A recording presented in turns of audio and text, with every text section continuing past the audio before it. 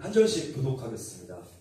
저부터 13절 읽고 그 다음 여러분 하겠습니다. 그들의 목구멍은 열린 무덤이요 그 혀로는 속임을 일삼으며 그 입술에는 독사의 독이 있고 그 발은 피 흘리는데 빠른지라 평강의 길을 알지 못하였고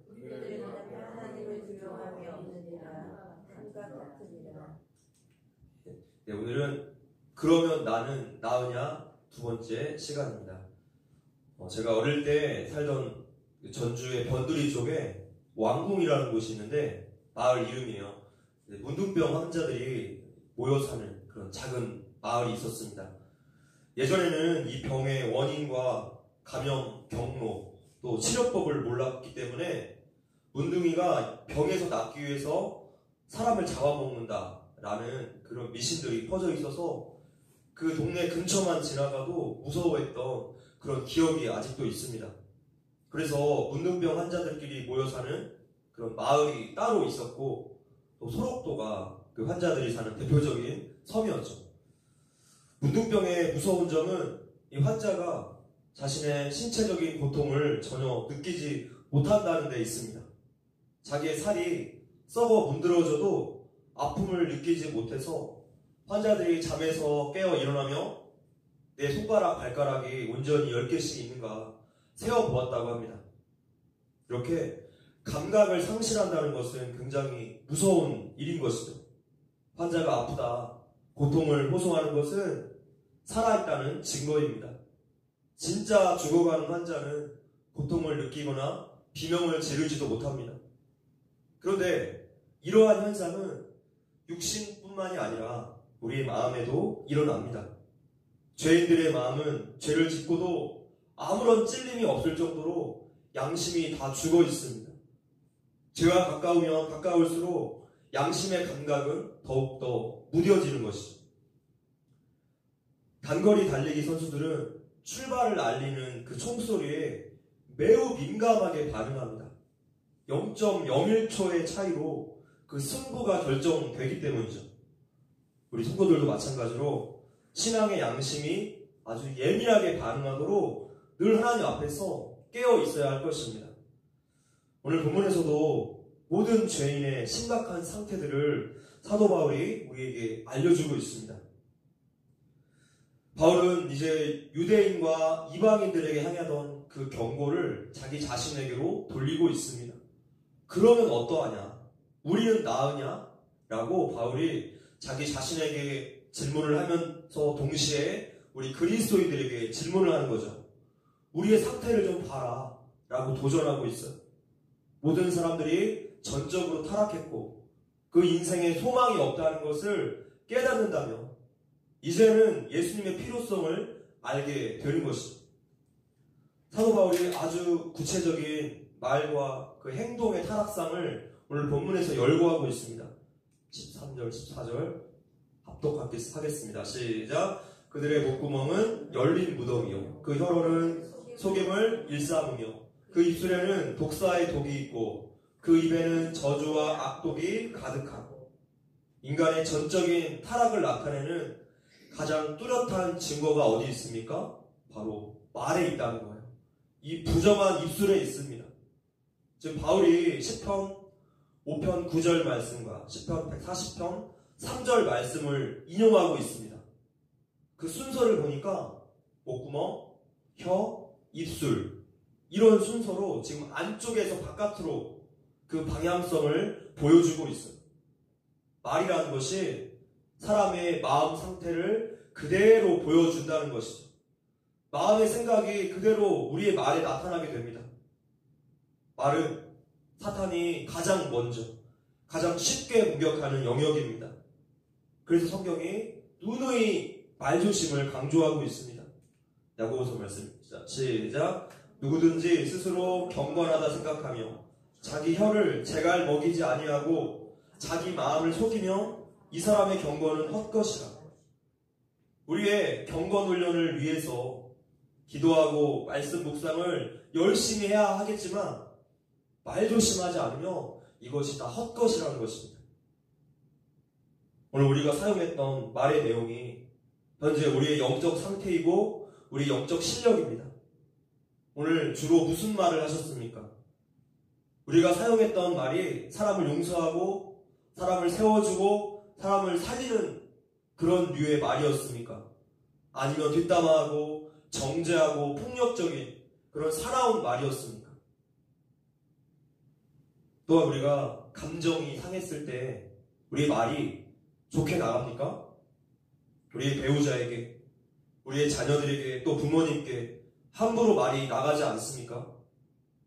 그렇게도 경건하다 생각이 드는 이사야 선지자조차도 성전에서 하나님의 그 거룩한 영광을 목도했을 때 화로다 나여 망하게 되었도다 고백했어요.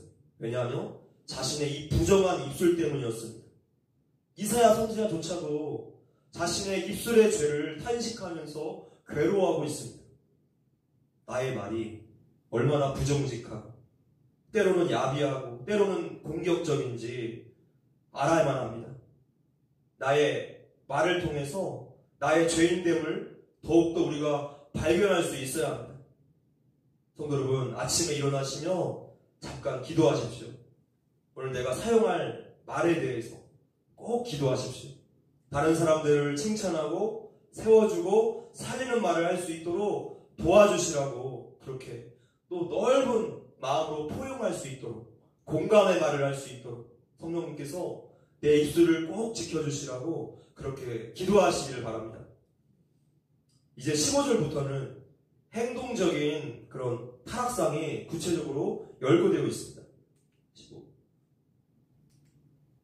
15절 보시면 그 발은 피 흘리는 데 빠른지라 파멸과 고생이 그 길에 있어 평강의 길을 알지 못하였고, 인간의 악한 본성을 만족시키면서 자기의 소견에 오른 대로 자기 마음대로 사는 길은 그 인생이 파멸로 가는 지름길이 된다는 것입니다.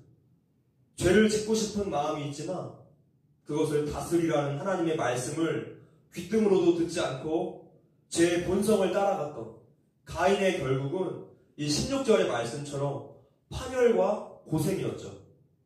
아브라함의 조카 롯도 죄의 본성을 따라갔다가 그 인생 끝이 어떻게 되었습니까?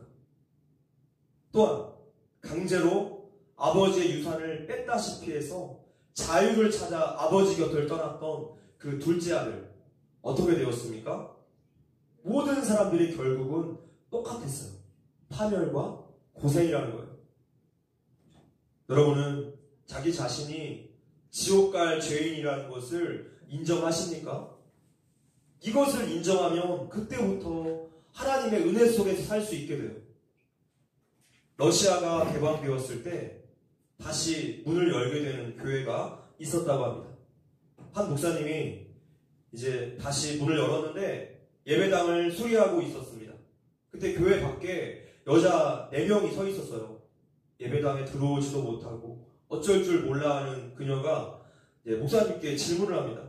목사님, 우리는 몸을 파는 여자들입니다. 우리도 예배 드릴 수 있을까요? 우리도 용서받을 수 있을까요? 목사님이 그들을 초대하고 예수님의 값없는 복음을 전하자 그들이 예수님을 영접하고 기뻐하면서 교회 안에서 막 울었다고 해요. 이것이 은혜이죠. 내가 죄인이라는 것을 진짜로 깨달은 사람은 다른 사람들에게 은혜롭게 대할 수밖에 없다는 거예요. 그 어떤 사람에게도 은혜롭게 대할 수밖에 없어요. 왜 그렇습니까? 누가 뭐라고 할 것이 없이 같은 처지이기 때문에 지옥 갈 수밖에 없는 죄인임을 깨달은 사람들의 모임, 이것이 바로 교회 아닙니까? 지금까지 바울은 인간은 전적으로 타락했다라는 대전제를 말하고 말과 행동의 그 구체적인 타락상을 열거하고 있는데, 마지막으로 이러한 타락상의 원인이 어디 있는가 밝혀주고 있습니다. 바로 그들이 하나님을 두려워하지 않기 때문이라는 거예요. 18절입니다. 시작. 그들의 눈앞에 하나님을 두려워함이 없느니라 함과 같으니라. 노아가 하나님의 명령에 따라서 배를 산에다가 만들었죠. 배를 지금 산에다가 만드니까 주변 사람들이 어떻게 생각했습니까?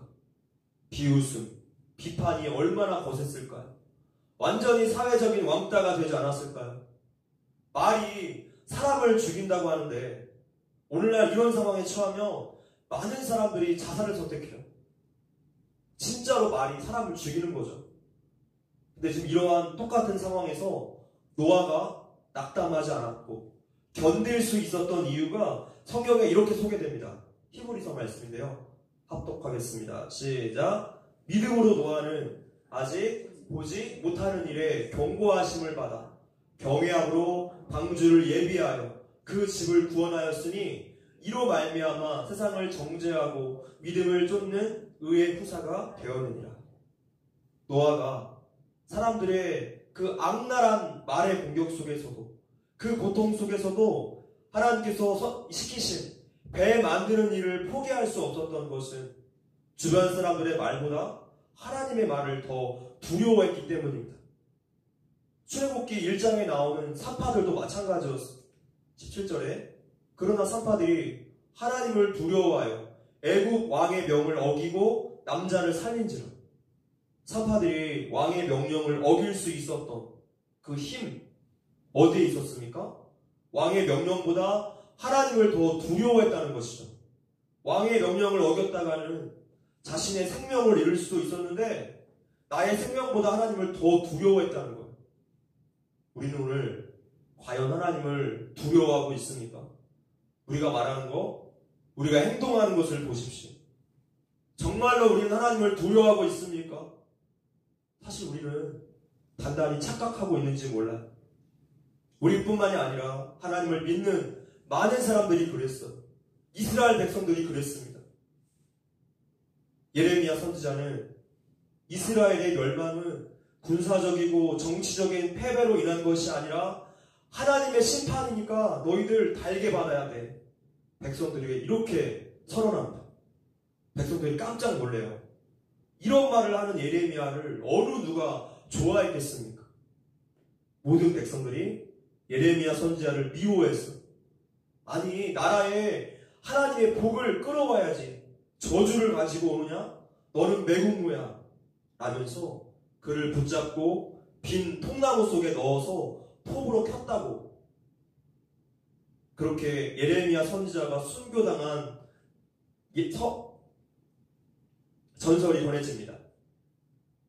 예레미야서 말씀 한번 읽어볼게요. 5절부터 8절까지 시작. 너희가 만일 길과 행위를 참으로 바르게 하여 이웃들 사이에 공의를 행하며 이방인과 고아와 가부를 압제하지 말며 무죄한 자의 피를 이곳에서 흘리지 아니하며 다른 신들을 쫓아 스스로 해하지 아니하며 내가 너희를 이곳에 거하게 하리니 곧 너희 조상에게 영원 무음이 준 이 땅에니라. 너희가 무익한 거짓말을 의뢰하는도다. 쉽게 말하면요, 지금 종교 행위로 위장하고서는 거짓말하지 말라는 뜻이에요. 하나님을 두려워한다며 너희가 이웃들에게 가서 사랑과 공의를 먼저 행하라는 것입니다. 예배를 드리고 헌금을 드리고 기도하고 말씀을 읽는다고 나는 지금 잘하고 있어. 안심하지 말라는 거예요. 삶 속에서 인격 대 인격으로 말씀에 순종하라는 것입니다. 사실은 하나님과의 관계, 즉 하나님의 전이 바로 세워지지 않았기 때문에, 하나님을 두려워하지 않기 때문에 이웃들에게 말과 행동을 이렇게 함부로 하는 것이라는 메시지예요. 그래서 예레미야가 너희들 거짓말하지 마 라고 말합니다. 우리는 단단히 착각하고 있어요.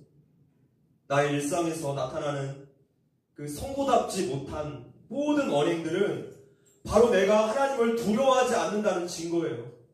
하나님과의 관계가 제대로 서지 못했다는 증거예요. 예레미야 선지자가 지적하는 것처럼 하나님과의 관계가 회복되지 않고서는 너희들의 삶에서 공의와 정의가 나타날 수 없다는 것입니다. 성도의 삶에 있어서 사랑과 용서는 하나님과의 관계가 먼저 정상화가 될 때만 가능해지는 것입니다. 말씀을 맺겠습니다. 요즘 우리가 사는 시대는 너무나 혼탁하고 타락이 더욱더 가속화되는 것을 보게 됩니다. 그래서 사회에서 도덕성 회복을 위해서 많은 노력들을 하고 있죠. 그러나 각종 윤리, 도덕 교육을 행한다고 해서 이 사회는 조금 더 나아지지 않을 거예요. 여전히 세상이 희망을 못 버리고 있습니다. 지금까지 역사가 증명해 주었듯이 세상에서는 절대로 소망이 없어요. 이 사회는 갱신될 수가 없습니다. 우리는 얼마나 큰 죄인인지를 깨닫고 인정해야만 합니다. 나는 소망이 없는, 핑계댈 수가 없는 죄인이라는 것을 인정해야 합니다. 회복의 길이 어디 있습니까? 오직 하나님을 두려워하는 마음이 있어요. 하나님을 두려워할 때 우리가 자연히 죄를 멀리하게 됩니다. 우리 이웃들에게 은혜롭게 대할 수 있게 돼요. 우리에게는 회개하는 일밖에 없어요. 하나님 앞에서 자신의 약함을 인정하고 끊임없이 성령님의 도우심을 구해야만 하겠습니다. 이 자세가, 이 모습이 곧 겸손이죠. 하나님의 은혜를 늘 구하십시오. 그럼에도 불구하고 나 같은 자를 붙들어서 끝까지 그 구원을 이루시는 하나님의 그 성실하심에 기대어 나아가십시오. 이 시대의 성도가 가장 먼저 해야 할 일은 고린도후서 5장 20절 말씀처럼 하나님과 먼저 화목해야 합니다. 하나님을 향한 경외심을 회복해야 합니다. 하나님 앞에 겸손히 행하는 저와 여러분 되시기를 주의 이름으로 기도합니다. 네, 함께 찬양하겠습니다.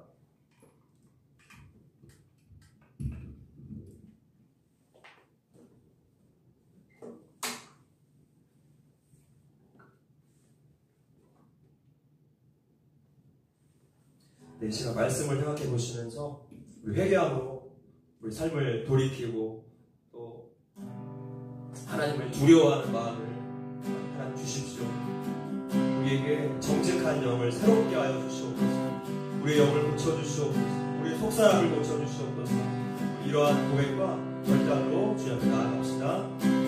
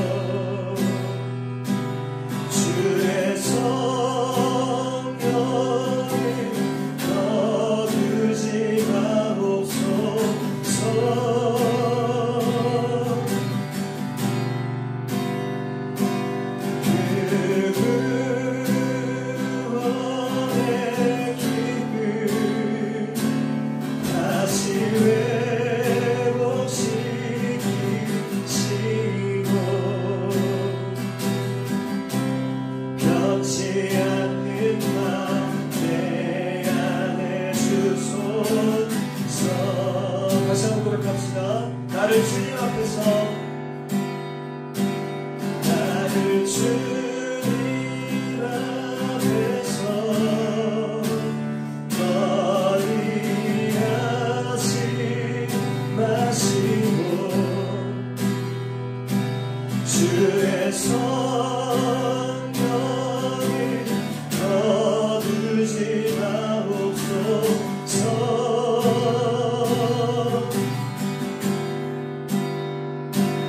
그 구원의 기쁨 다시 회복시키시고 변치 않는 맘 내 안에 주소서.